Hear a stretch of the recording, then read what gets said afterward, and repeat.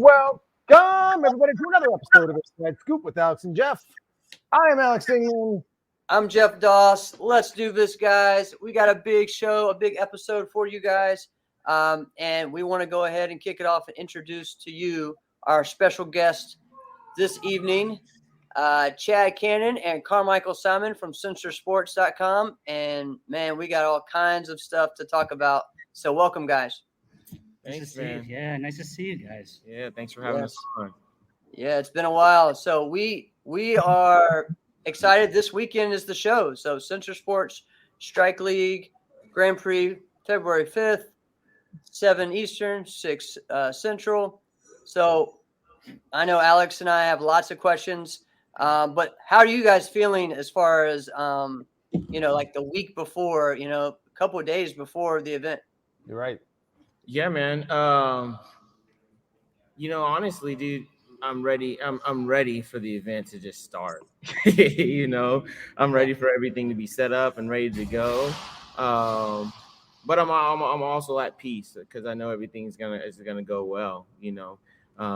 But just working on the back end stuff like today, man. I was just setting up the dojo, getting all the lighting ready to go, learning how to work like a mixer for the microphones and all that stuff, figuring out where all the cameras go. So, it's fun, seeing like the vision of what I've been visualizing myself and Carmichael and the team for the last few months actually, start coming together, so little anxiety, little stress, but more so, I do feel at peace and I'm just ready to rock. I'm ready for Saturday night. It's awesome.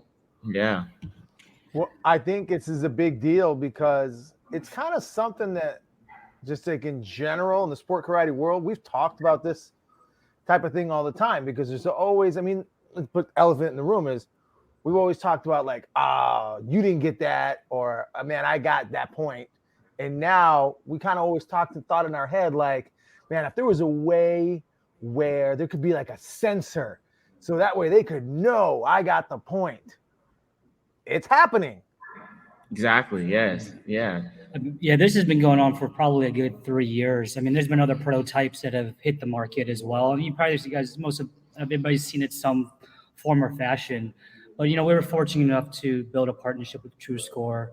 They wanted to come into the point fighting scene. They actually were students of Larry Lamb, and they used to do the NASCA circuit or the Bay Area circuit before they transitioned to Taekwondo, because Kevin McCullough used to teach over at Studio Kicks. And, Larry had a very hybrid program out there in the Bay Area. So, technology is very vast there. So, we were able to get our hands on the technology.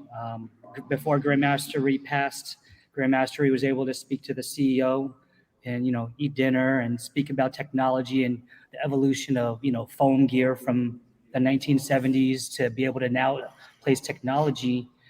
And, we're just excited to bring something back to the industry, and be able to share our athletes and actually put product on them.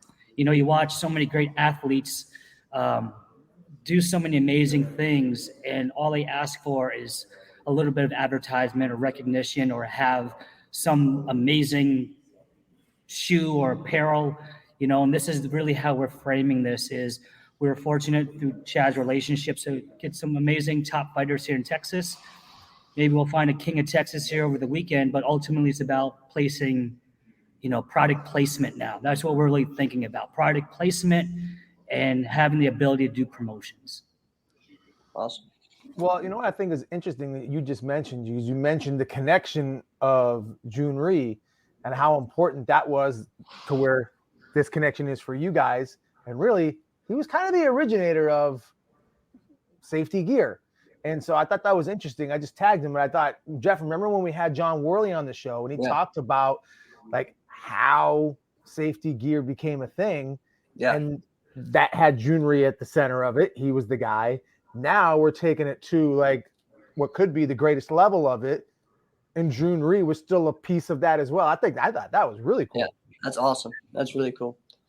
Yeah. So explain a little bit just, what we're going to see on Saturday night. All right. So explain that part first of if people buy a ticket to SensorSports Strike League Grand Prix, what are they going to see? Yeah, well, basically it's a 8-man bracket. We've got 8 fighters that will be fighting to the last 2, and we wanted to not only change up the game a little bit with the gear and the technology, but also how a point fight is ran. Too, because initially we were thinking about, say, calling it sport karate, but we kind of wanted to take it away from what everybody sees as sport karate, because in a sense, point fighting, it's kind of been the same for years and years and years, the same format. So Carmichael and I had a lot of conversations on how can we change the structure of how a fight runs too. So what you'll see is, of course, like I said, we'll have our 8-man bracket. The fighters are going to go out. It's going to be best out of 3 rounds. And then, each round is a minute and a half. They get 30-second breaks in between. And then the kicker, which I really like, is the match starts at 5 points. So everybody has 5 points at the beginning of the match, and you actually take away points from your opponent. So within that, a minute and a half, you're trying to take those 5 points away from that opponent. How does that happen? How do you take a point? By scoring. So every technique is worth 1 point. So we're not going to say 3-point head jump spin kicks and 2-point jump. Everything's 1 point. If you hit them, you hit them. If it's a kick to the head or a kick to the body, punch to the body, punch to the head, a point is a point. So that's what we're calling. So 1 point, everything. Players start at 5 points and you deduct 5. You basically deduct points as on the opponent. So thinking about like a video game, you're taking that opponent's power away by striking them. So that's how we make it a little different, and also, we gave of course we're giving away money. So, we're telling our fighters, hey, it's like, get to the bag as fast as you can. If you can finish that fight in 30 seconds, 5-point spread this guy, take all of his points. That's 1 match down. You just have 1 more to win, and you win that whole match. So this is almost a reverse. So this is back to the 1st to 5, but it's a reverse of that. Mm-hmm. Yes. But single points. But everything's single point. Yep. Correct. Well, power bars. Yeah.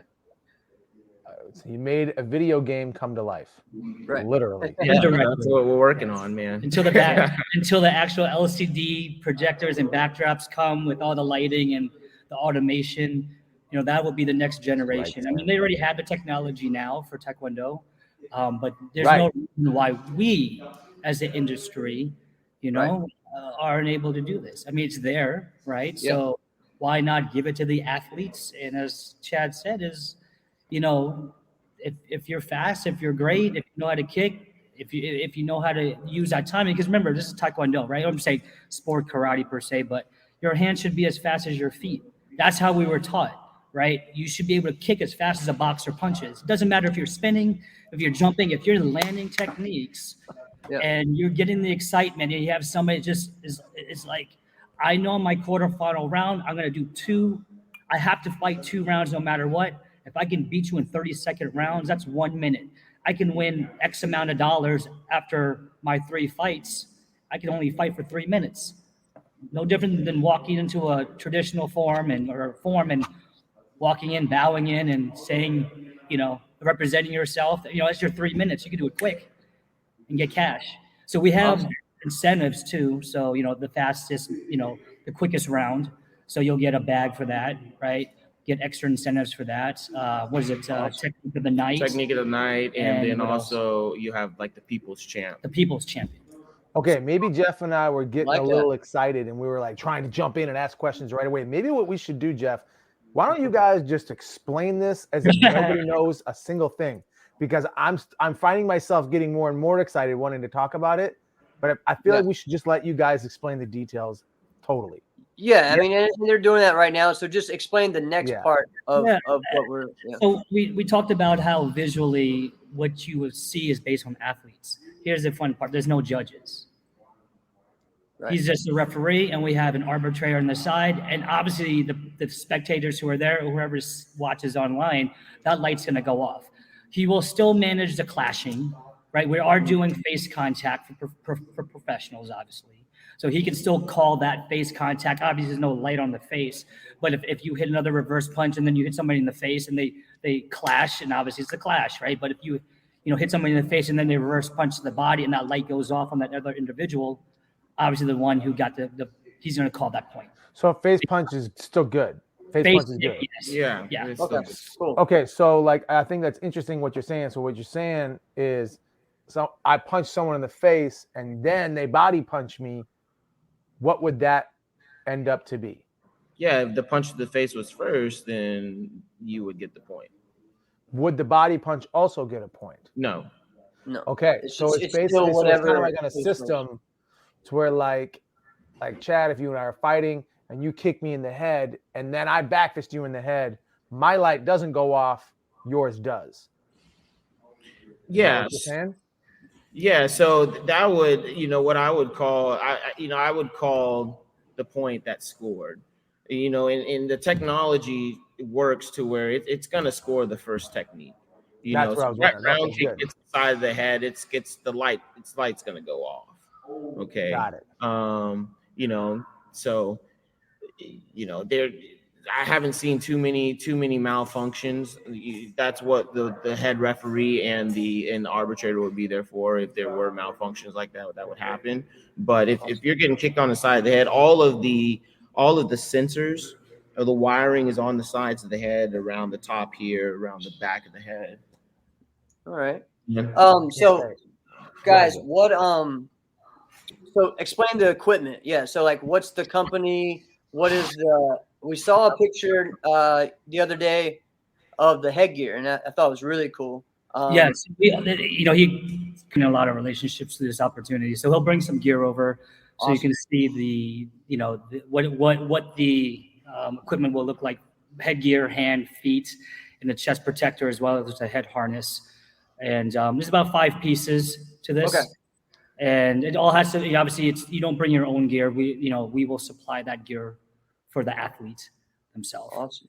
And like this is purely a, product placement piece, and be able to utilize the platform here, as well as bring in the technology partners so they can actually watch this thing live.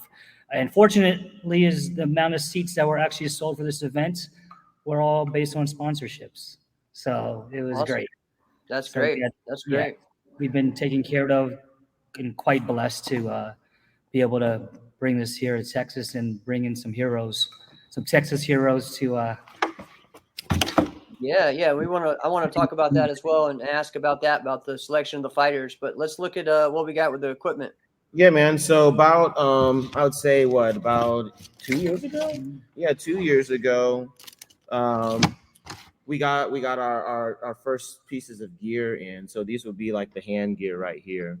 So the SensorSports hand gear with True Score. So what you can see is, like, if you zoom in a little bit, you can see all the sensors. Like, all these are your magnets that are placed within the gear. So you have them on the top. You got one here, say if it was a ridge hand. You even have them right here in the front. So the hand piece has magnets everywhere where, the hand would actually strike. Okay. And then we have the foot gear. So this is our foam gear as well. So again, with the foam gear, this is the top. It has all the sensors on the front for, say, round kicks. Even all throughout the top. Yeah. It's got one for like a hook kick, back of the head. It even has bottoms of the foot for the side kicks as well. Stop. Okay. Awesome. The hands and the feet. And then, so right now, this is the vest that the players would be wearing. So we're going to have for the adults. Yeah, and the adults in the evening, they're actually going to strap this. This will go underneath their gi tops. So it won't be on the outside. But this vest right here is what has all of the wiring for the sensor. So when the magnet or the hand or the foot touches this vest, it'll register on the headpiece. Okay, this might sound strange. Yeah. But Chad, would you put that on so like we could see what it looks like on? Yeah, if I have one, let me see if I got one of mine. This might be a little small on me, but yeah, you strap it. We can do like a Man, Get it back a little bit. for you, all those of you guys listening to the pod, go back, watch this. You're gonna see everything on the ground floor. This is nice. Okay, so it is. So it's everything, basically the whole torso. It looks up onto the small, chest. comfortable. Yeah, like And the sides. not big and bulky, but it's nice and lightweight. And like I said, this will go under their actual uniform.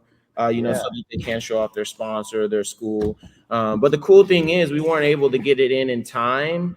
But what we'll be coming out with probably within the next few months is it's actually, think of like a dry fit shirt, and you actually put the shirt on, right? And it's all okay, awesome.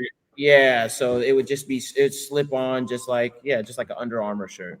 So that would be the next piece of technology that we'd be working with.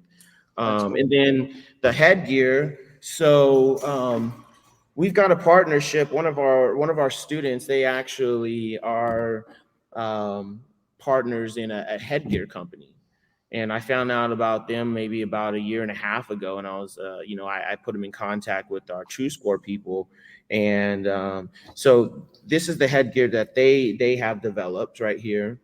Okay. So. Cool. The headgear is pretty cool, man. It's out of a lot of the headgears that people would say has been lab tested and this and that, not a lot of them have, right? And they've done a lot of testing on this headgear. It's got like soft gel foam in the middle. I mean, the headgear would probably last you, like the SAP helmets, man. I think I had my SAP helmet for like 10 years, dude. It was a real durable helmet. So, this helmet right here is pretty durable, and actually they'll probably be using these for World Taekwondo pretty soon as well. But awesome. The headgear, what we did is our old head harnesses. So our old head harnesses kind of look like this, okay, and they fit over the gear.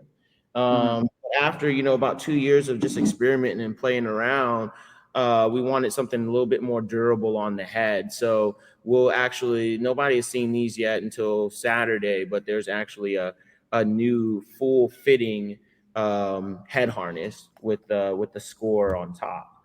So it actually fits all the way around this and straps on at the bottom. So that would be the headpiece that they would wear. Cool. So I got a question, because this is cool. I mean, I don't care where anybody is on this, if they think it's a good idea or a bad idea. This is just flat out cool, right? My question is, because that's awesome. Okay, I see. So it's head, right? So if you hit the head, obviously let's pretend this is a harness. Actually, we're seeing it go. We're seeing it function live. Shut the front door. Body. So it literally touches. It just touches and pow, lights up. It's like a cell phone. So it's karate laser tag. You can feel it. Yeah. And you feel that go off. Yeah, it vibrates. Yeah. Okay, it vibrates. Okay. Now green, purple. So can you change the pressure? Say like for the juniors it would be different, or the adults, or is it all the same? No, so right now it's all the same. Okay, cool. But that's what we're going to be experimenting with, here in the future. I know, say, with a World Taekwondo, with their Hogus and vests, they can actually turn up and down the pressure of the technique and the strike. So, that would definitely possibly be something that we can experiment with and work back with TrueScore on. And the gyroscopes, they were talking about the gyroscopes like you have on your cell phone. Because in Taekwondo they do a lot of tricking per se, right? So rotational based kicks, not scorpion kicks when they're holding each other for like 5 ways, But they want to make sure that they have the analytics as well to do the rotations, so the automation can pick that up. Yeah, man. And like for the juniors and the kids, I don't know, even the adults, dude. We were like, man, why don't we just we do stick fighting with these too? We call it sensor sticks. Yeah. So for the kids right now, like Saturday, they'll do stick fighting. It works the same way. So, instead of just, watching kids just smack each other with sticks, it gets a little exciting just watching the headpiece goes off, because it gets pretty fast. All right. So and you say like on Saturdays or on whatever, your students do this. It sounds to me like your students, Chad, have really had like a leg up for the past couple years on the rest of the country. I would say with martial arts technology in terms of, you know, with sparring stuff, yeah, I'd say so. Yeah, with the technology of sparring, yeah, you know, and honestly, I don't even think they realize what they have right now. You know? Of course. It's just normal to them. It's just like putting on a hand pad. Yeah, they don't know any different. Wow. Yeah, but we definitely explain the technology to them and all that good stuff. So, well, think about this. Like when I come in and watch his classes with the kids, at times it's self-governed, it's self-control. They know when to stop because when the sensor goes off, they know they got hit. Right. So he's not the control. Yeah, that's cool. Yeah, man. Yeah, that's switch like every 60 seconds, minute, whatever you're doing, and they just self-govern herd. Mm-hmm. But yeah, right. So because it sounds like karate laser tag or like a video game, and we all have played video games at some point, we have found loopholes and cheat codes in video games. Are there loopholes and cheat codes to this thing? You know, I would say the only loophole would be like if you know, like if you throw like maybe a lazy technique or something, like, and you swipe, and we call it the swipe technique. Yeah, we have so kind of like what we see happen in Taekwondo. Yeah, so say like if I was fighting Carmichael and I just got my tippy toe and just swiped it, I'm not going to call that a point as a head ref. Right. But it would go off. It'll go off, but the head ref has the veto power, the power to say, hey, that I need a solid technique. Yeah. You know, so that's what we want to get away from too. It's like, yeah, I mean, you can just maybe barely swipe and get it, but yeah, the head ref should be trained and skilled enough. Which I'm going to be the head ref, and Chance Turner is going to be the arbitrator on Saturdays. Okay. Awesome. That's what I was going to ask too. Who was going to be the arbitrator? Awesome. How many refs? Just one head ref and one arbitrator. So that's basically, all you need. Yeah. So basically, what happens, the way that it scores, there'll be a red fighter and a blue fighter. So I'll be in the ring once the light goes off. Say the light goes off over here. I say light red, 1 point blue, and I look at Chance and he clarifies, and then boom goes to the scoreboard and we go. Awesome.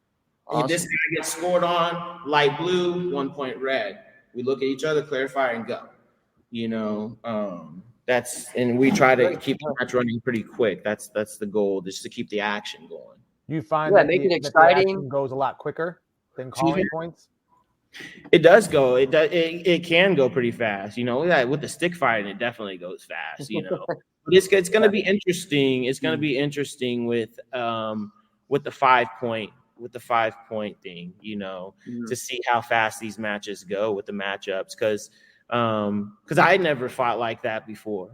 So I've been training it with Peter because he comes here and trains with me. I've been training with him the last few weeks, and very rarely is one fighter just getting blown out, you know, because you got it changes the game a little bit, you know, it changes your strategy on how you're going to fight. And who you're going to fight and how long you want to fight, you know. So that was pretty interesting playing around with that concept. All right, so let's get to it. How did you select the fighters? What was that process like? And what should we be looking forward to this weekend for this show? So yeah, dude, you know,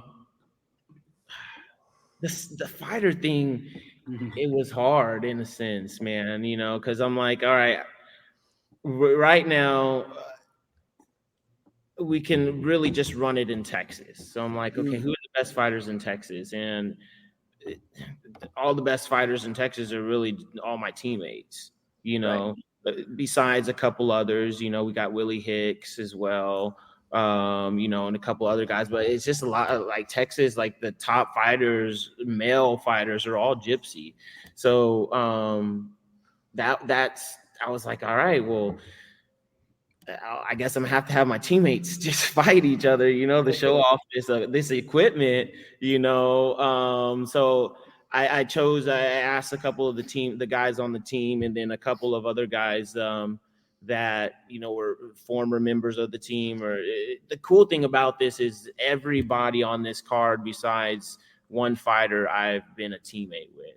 Like even Willie, I was on GOP with him. That was the start of my sport karate, journey. Like 10 years or so, and everybody else has been the same. So collectively, I've been on teammates with these guys for over 20 years. So that was the selection, and I'm blessed. I'm blessed that everybody wanted to come out and play. And when we do when we do interviews on Saturday, it's definitely a question I'm gonna have for these guys. Hey, why y'all want to fight each other? We got students and instructors in the same bracket, in the same teammates. So it's really interesting, but everybody wants to do it, and that means a lot. Now, can you talk briefly about each one? You mentioned Willie. But can you we got Willie Hicks on here. So, everybody knows Willie's, he's a great fighter, and, just his history of sport karate is. He's probably the most decorated and talented of the 8. Yeah, so we actually ranked the fighters. I'll tell you the ranking here in a second. Oh. And then we got Vito. So Vito Rodriguez. So he's been on with Gypsy with us for years, and he's made a name for himself in NASCA and did a lot of NBL as well. And then he represented Team USA too. So then we have Leo. So Leo, he is actually Vito's student. So he's been with Vito for probably since he was a little kid, and he's been my teammate as well. And Leo's made a name for himself as well out there in his division in NASCA and definitely in Texas for sure. Then our next fighter, we got Peter Chartoony. So Peter came up as a Texas fighter fighting on the Texas League, and he actually came up through the Junri lineage as well. We had sister schools when we were kids, so we would always train with each other back in the day. And Peter did a little bit of NBL, stepped out in NASCA maybe 2007. And he won a couple of some middleweight, heavyweight grands going to stage and stuff, a couple tournaments, and he's made a good name for himself as well. And then we got Charlie Davidson. So and same thing with Charlie. I've been competing with Charlie since I was 7 years old. Just in the local Texas leagues, and then Charlie went out and started doing a lot of NBL. He went out and trained with you too, right, Alex? Charlie did. Charlie is an interesting guy. We were going to have Charlie on the show. Jeff, we're planning on having Charlie next week. Yeah. Charlie, we got to find out if the FBI okays it though. Not an exaggeration. Are you supposed to be telling everybody about that, bro? I mean, I don't know. Maybe I'll get a knock at the door in 5 minutes. Who knows? Yeah. So Charlie, I mean, he's just a great guy, man. I've known him forever, and he had a lot of NBO world titles as well. Charlie. And then we got Lito. So Lito is he's actually the youngest fighter on the card. He's actually just going to be graduating high school this year, but he moved up to the men's division last year. So at Lito, he made a good name for himself in the juniors and started competing in Texas last year as an adult and did well. So I'm pretty excited to see what he has to offer and brings to the mat. Then we got 2 more, Jerzon. So Jerzon Kennedy, he was another local Texas guy. He did a little bit in NBL out here as well. The thing about Jerzon, he's the tallest on the card. Dude's like 6'7", 6'8". Wow. Yeah, dude is tall, bro. And he's a kung fu martial artist. Like, it's crazy. Okay. Yeah, he's kung fu, but he does sport karate. Cool. It's gonna be cool.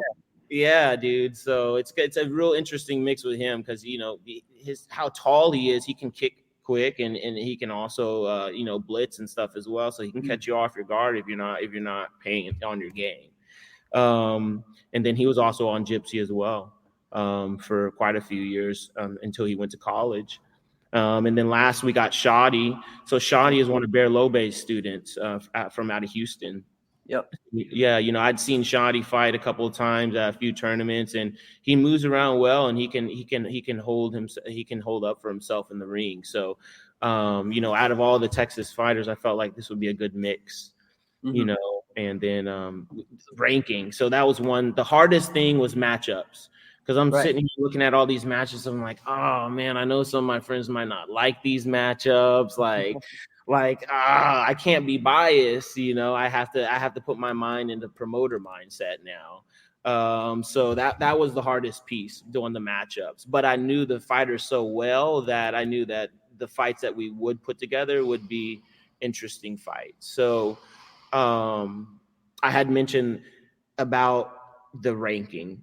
So here's our top 8 ranking. And this was, Carmichael, I had talked about this, and he was like, we should rank them, and then based off the ranking, put them into to the bracket. So we got Willie at number 1. We got Vito at 2, Leo at 3. We have Peter at 4. We have Charlie at 5, Lito at 6. Jerzon at 7, and Shoddy at 8. So that's our top 8. Okay. Now, remind me again, which one is the guy who's 17'11"? That's Jerzon. Jerzon, yeah. Tall one. I'm not gonna. I've got to see this. Everybody listening is being like, I want that 6'8" back fist. Everybody. Dude. I gotta see that.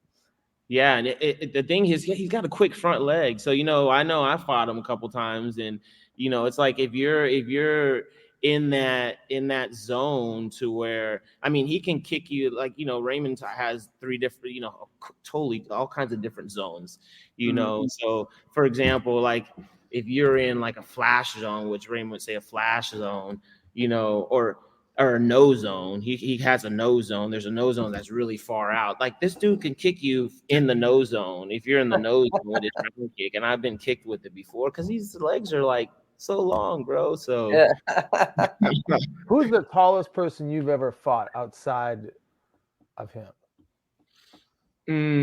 What's the dude's name from he was on Hayabusa from Roman. Oh, Roman. Yeah. Roman at US Open. Yeah, dude.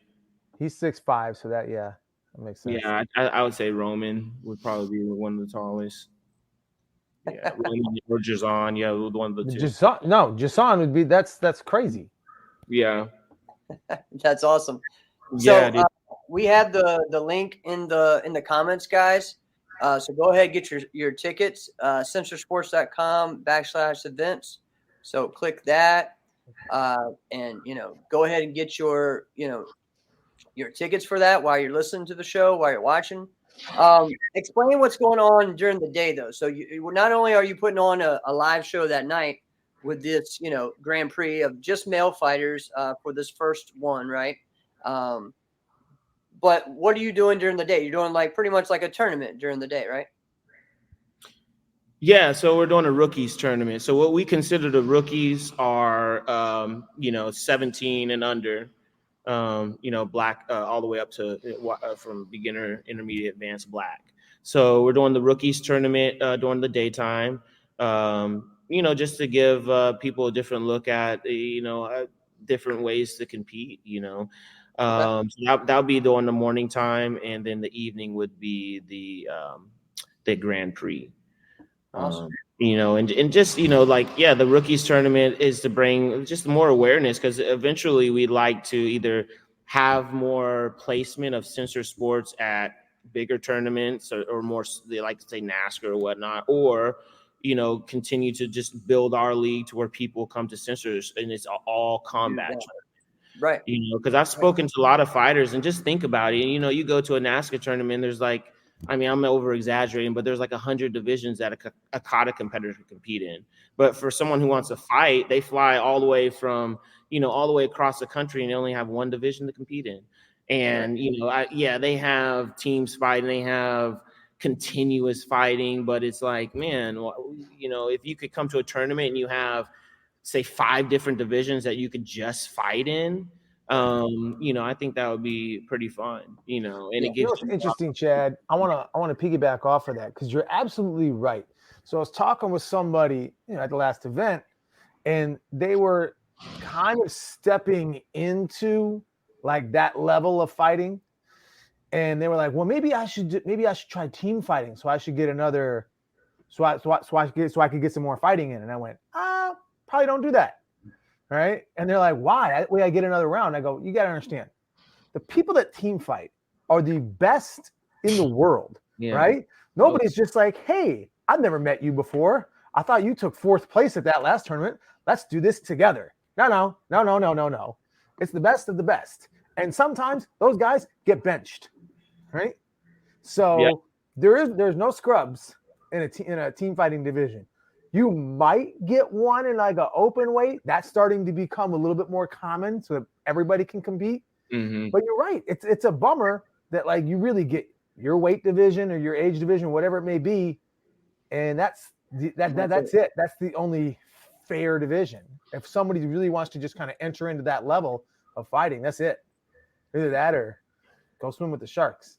Exactly, man. So just giving these competitors a different opportunity to compete in something different and multiple fighting types of stuff. And, when we have more events, like our next event, we're going to introduce like some more fighting divisions as well, different types of divisions that people can compete in too. So, I'm pretty excited about that as well. That's cool.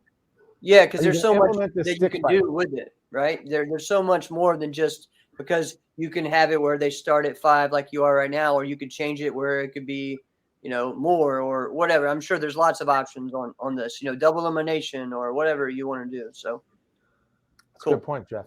Yeah. And the double elimination is cool too, but that's kind of why we went the best out of 3 in a minute and a half. Yeah, so, even at a tournament, it's like, sometimes, you go to a tournament, you lose in that 2 minutes. You're like, dang, I wish I had like just one little extra shot. So it's like, even if you lose that minute and a half round, you got another minute and a half at that guy to at least redeem yourself. And if he's the better fighter, that fighter should do. There's nothing you can do. And and a point fight usually goes to about 10 points anyways, and unless you're just so dude. Awesome. So this is your school that you guys are putting this event on at, right? Yes, it is. Yes.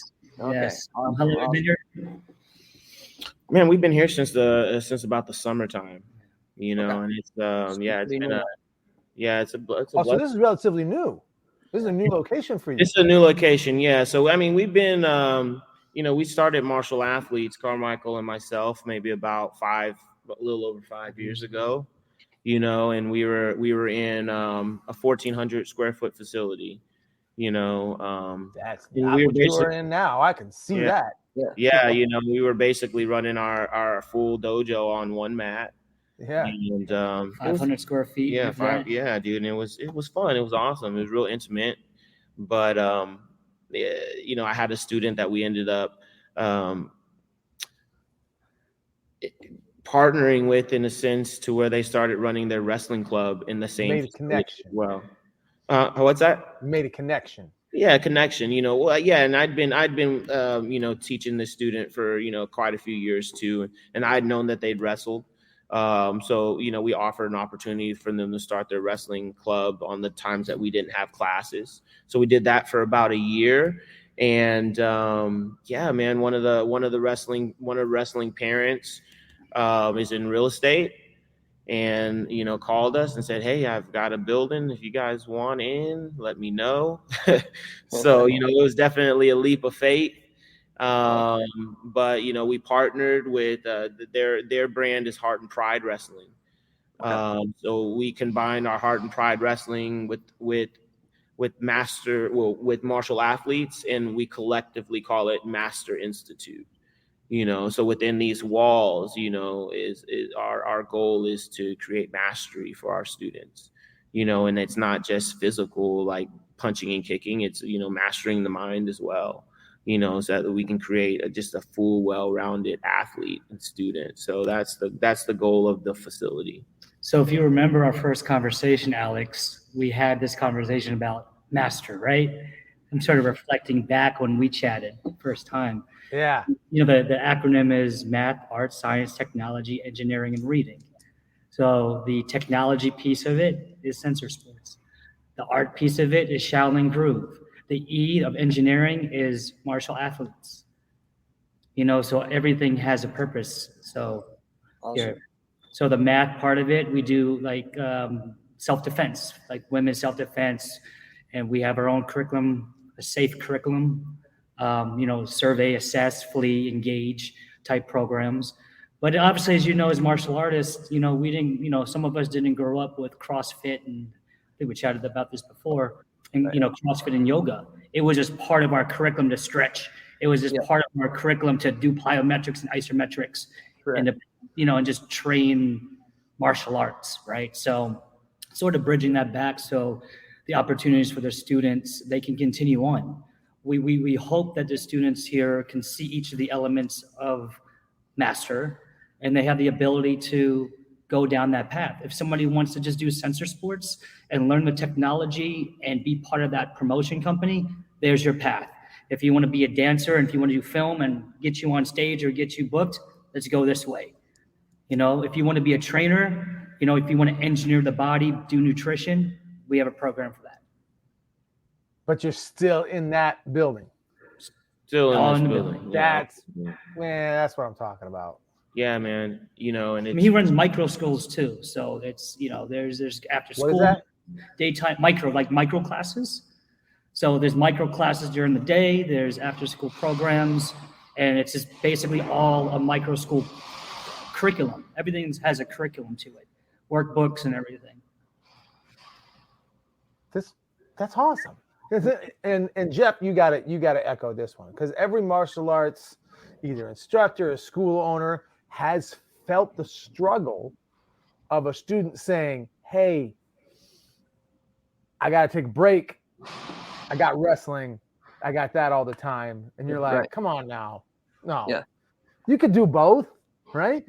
Right. Or some instructors will even say, "Forget that stuff. Yeah. Just come with me." No, Yeah. but now I think that's so awesome, because it's not like, "Hey, I can't come here because I have this." It's, "Hey, I'm doing this and I'm doing that in the same building." In the same place. Yeah. Yeah, man. That was the big reason why we named our brand Martial Athletes. Because just from a big part of my upbringing is I gave a lot of my athletic ability and mindset from the training of martial arts. So I started when I was about 6 years old, and that martial arts was the first place I learned how to do push-ups and sit-ups and really train myself hard. And I learned how to be disciplined and listen to an instructor. So by the time I got to 7th and 8th grade and started playing football, running track, I started noticing I had a advantage on other kids because I was coachable. I was strong. I was disciplined. I had speed. I had power. And nobody out push up you on the team. And when I was in 7th, when I was in elementary school and even probably up into 6th grade, I wasn't doing ladder drills and box jumps and a lot of plyometrics. So I was like, if I start a program, I want my students to become athletes. And, just a perfect example. We had one of my black belts this year. It was our first black belt test. And, it was a 32-year-old man. And he didn't believe he had one athletic bone in his body his whole life. He was more of the guy that you would maybe imagine just, that would maybe just sit behind the computer and program, and within like the 2.5 years that he was with us, he turned into an athlete. The man did 500 perfect push-ups, 500 perfect sit-ups, 500 perfect squats, His lifestyle now is martial athletes. He works out, he exercises, he takes care of his body, he's proud of himself. That's the Wait a goal. minute. 500 push-ups.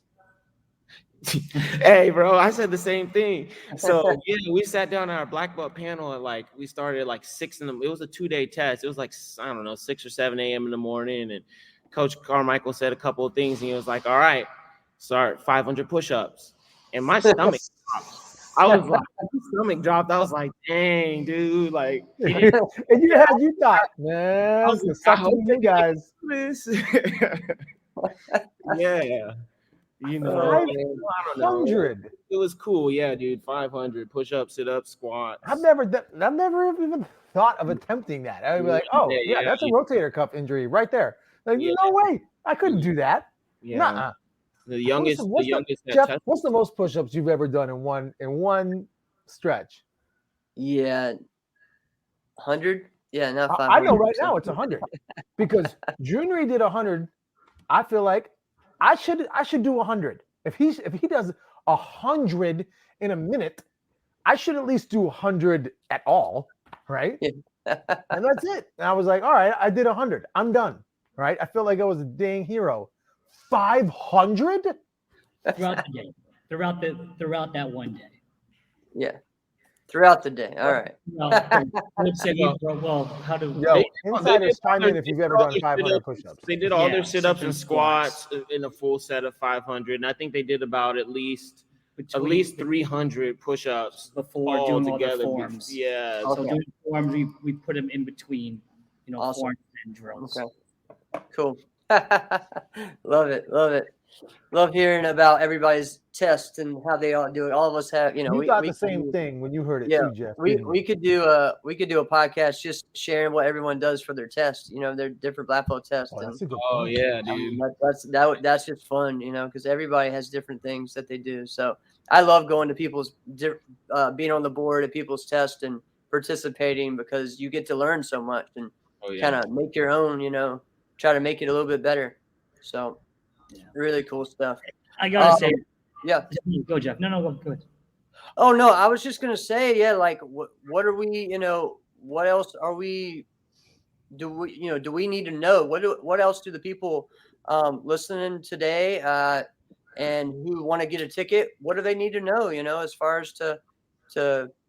Yeah, I would just say when you guys tune in to Maine, hopefully we'll be streaming through your cast here, right? Yep. So if there's still sponsorship packages open, so if you feel like just donating, just giving love to the situation, the cause, feel free. We are looking to promote other events, probably another 2 or 3 by the end of the year.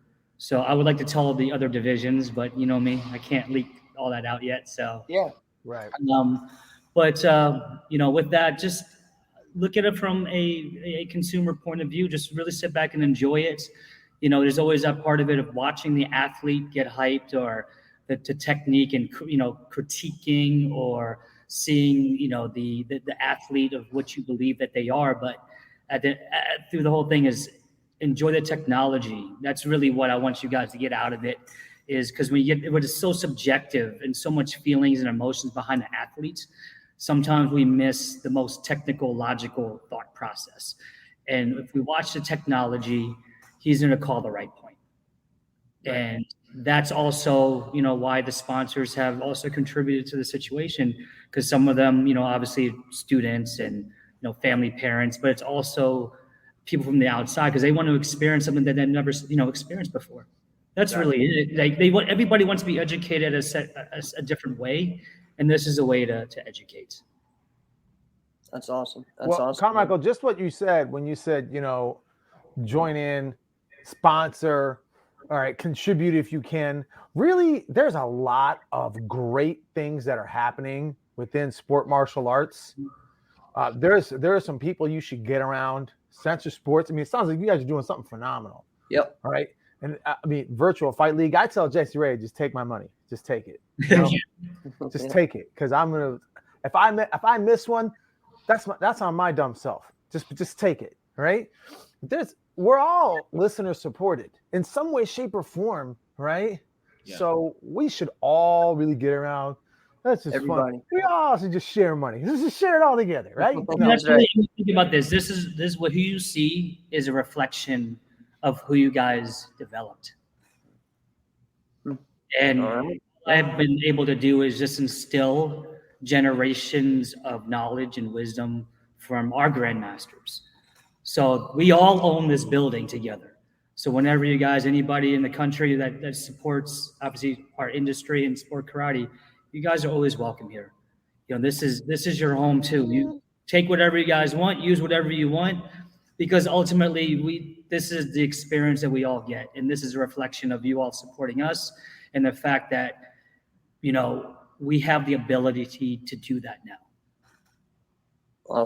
Awesome. I love it, man. I love it. We always learn a lot when we have Carmichael on. And don't call it a comeback. Yeah. Man. Man, it was great to have you on, man, finally, because we've been wanting to have you on as well. And I mean, it was a great opportunity for us just to learn more about you and hear you and how much, you know, you've put into this. So, you know, really excited to see this on Saturday night. Absolutely. You know what? I want to take a moment because, Carmichael, we've had shows dedicated to just you. And I'll tell, for listeners listening, if you missed them, let me just give you the Cliff Notes version. Carmichael Simon is either your hero or he's your instructor's hero. Yes. Right? And you need to get around that. Right? So if you don't know, you're like, hey, who's this guy? Like, yeah. He originated most of the moves that you're like deriving your tricks from, right? Anyway, point is, so Chad, we haven't had you on to tell your backstory too much. So give me the Cliff Notes. How'd you get this thing going? We heard you started when you were 6. Yeah. But we've seen you do a lot of things. I think I saw you do like a butterfly twist round kick in like a point fighting match. Did that actually happen? I don't know. I thought I saw somebody. I think the craziest thing that I tried to do in point fighting flip wise was 2007 Super Grands. I tried to hit. That was my first adult year, and I tried to hit Jason Holmes with a front flip because Chris Gallio told me to do it, and I broke my foot.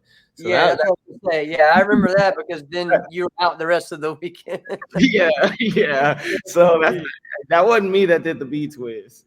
You know, but no, man, you know, just sports, you know, karate background, man. Yeah, dude, you know, I did a lot of local stuff coming up, and then, you know, probably, I don't know, early 2000 or so is when I started with GOP, and you know, I stayed with Team GOP. I competed you know, NBL really hard. You know, who was on GOP with you when you were there? Everybody, dude. Regina, Derek, you know. Willie Galvin. It was the whole squad, man. It was like the power squad. You know, when we had like 15, 20 athletes on the team, dude. You know, so you know, that was an amazing experience. Just being able to, you know, learn from all those great competitors. You know, so that was where you know, I competed the majority of my time in was NBL. You know, and I got my world titles in fighting forms, weapons, continuous, all that good stuff, you know. Yeah. And then, you know, I would say by about 2007, that's when I went off to college, man. And I played football, you know, in college, but I still competed. And that's when I started with Team Gypsy, 2007.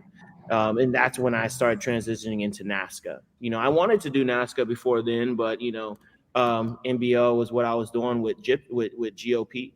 So yeah, 2007 is when I transitioned into NASCA.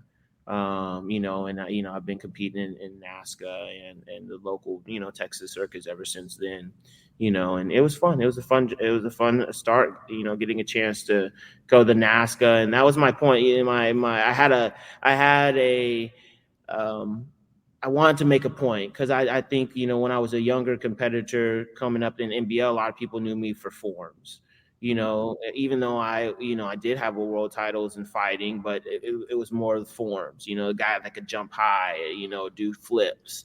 So when I started playing college football, it gave me just a whole different boost of confidence, you know, in myself. I started developing my body a lot more, gaining a lot more weight. I think my first year of college, throughout that college, I gained about 20 pounds of muscle. So by the time I graduated college, I think that was probably one of my best runs in the NASCAR circuit, because I had so much. And what year was that? Probably 2000, I would say starting about 2009 or 10, 11, 12, were some really good years for me on the circuit, So yeah, that's been my martial arts journey, and I came up in a Junri curriculum. We did all the Junri katas and things like that. So I got my black belt through Taekwondo, got a black belt in karate. So it's like an Ashihara, Kyokushin style karate I have as well. And then the last 5 or 6 years I've been dabbling around in kickboxing. So that's where I really want to take my journey, is full contact here within the, I did my first fight last year, where I tore my MCL. But my goal is to get my pro card this year. So that's where I want to end my fighting career, is in the full contact realm. Wait a minute now. So you said end it. So like, as far as the point fighting world, pretty much done. Well, not anytime soon, but I'm saying, I still have some years. I mean, yeah. What are you like? 31? 2? 3. I'm 33. Oh yeah. Okay now. Yeah. But we got like you just hit like 47. Nah, but life's been fun, and the martial arts, different aspects of the martial arts have been opened up to me.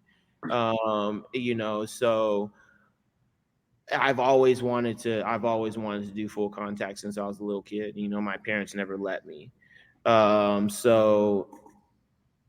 It's with the skills and the ability that I have now, going out there sparring with the guys that do kickboxing and say MMA, I can see the advantage, and I know that I'm gonna, be very, very good in the transition.